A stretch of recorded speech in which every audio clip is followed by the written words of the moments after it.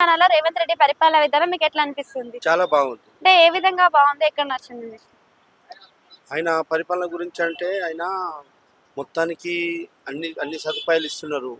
కొంచెం ఎడ్యుకేషన్ గురించి కొంచెం ఇంకా బాగుపడితే పిల్లలు బాగుపడతారు కొంచెం. అంటే ఇప్పుడు గవర్నమెంట్ ఉద్యోగాలు చేతిలో పెడతామని హామీలు ఇస్తున్నాడు కదా, మరి పెట్టగలుగుతాడంటారా? పెట్టగలుగుతాడు. ఏ విధంగా? ఏ విధంగా అంటే ఆయనకు ఎటువంటి ఇప్పుడు పోయిన టీఆర్ఎస్ ప్రభుత్వం గురించి కొంచెం బాకీల ఉంది కదా, మొత్తం పెట్టుబడులన్నీ ఇవి ఉన్నాయి కదా, ఆయనకు ఇంకో సంవత్సరం వరకు కొంచెం కోలుకొని అన్ని జిల్లా సదుపాయాలు చేసే బాధ్యత. అంటే కేసీఆర్ ప్రభుత్వంలో చూసినారు కదా, డెవలప్మెంట్ ఎక్కువనే ఉంది. ఐటీ డెవలప్మెంట్ కూడా బాగా జరిగింది. ఉద్యోగాలు అనేవి మాత్రం తక్కువగా అనిపించింది. మరి ఈసారి ఐటీ డెవలప్మెంట్ లేదు, మనకి విద్యాశాఖ మంత్రి లేదు, ఇవన్నీ లేకుండా ఏ విధంగా డెవలప్ అవుతుంది అనుకుంటున్నారు? ఆయన మీద మొత్తం వేసుకుంటాడు కదమ్మా. ఆయన మీద మొత్తం వేసుకొని మొత్తం విద్యాశాఖ గురించి దాని గురించి తెలుసుకొని అసలు ఉచిత పథకాలు అనేవి కరెక్ట్ అంటారా, రాంగ్ అంటారా? ఉచిత పథకాలు అయితే 3 అయితే ఖచ్చితంగా చేస్తున్నాడు. ఇంకొక 4-5 ఏమో చేస్తాడు.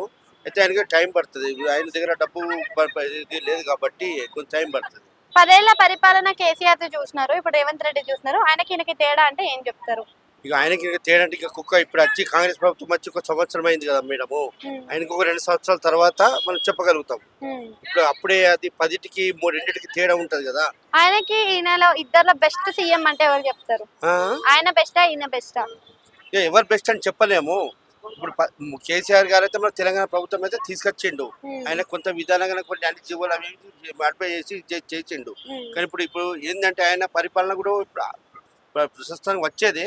కానీ కొన్ని ఏదో విధాలుగా మొత్తం డబ్బు ప్రకారంగా అయితే ఇది సెంట్రల్ కాంగ్రెస్ ప్రభుత్వం వచ్చింది.